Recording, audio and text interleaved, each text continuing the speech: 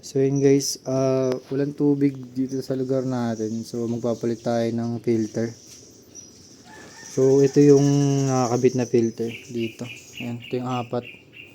Ito yung una, pangalawa, pangatlo, tapos ito yung last. Ayan, tingnan nyo yung una, napakaitim na.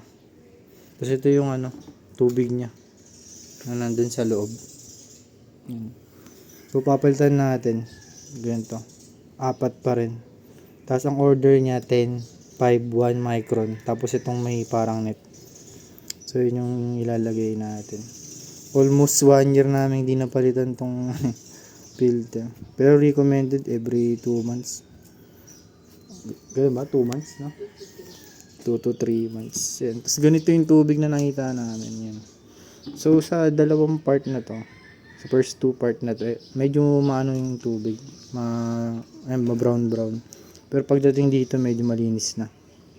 So, ang laking tulong na itong filter na to. So, yun. Gagawin natin, i-install lang ulit natin siya. Babalik natin dyan sa apat. So, yun yung order kasi ng pagkakalagay ko eh.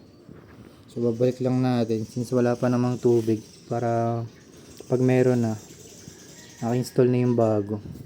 Yan. Grabe na yung pagka brown. May nilad pala tong source ng tubig, may nilad yan. Pero kung titingnan nyo, grabe yung nasala na rin na dumi. So yan guys. Basta tandaan nyo, 10, 5, 1, tapos itong may screen. So yan. Kung sa color coding naman, blue, green, tapos itong may pagka magenta or pink. Tapos itong may screen. Ito yung last. So yan guys.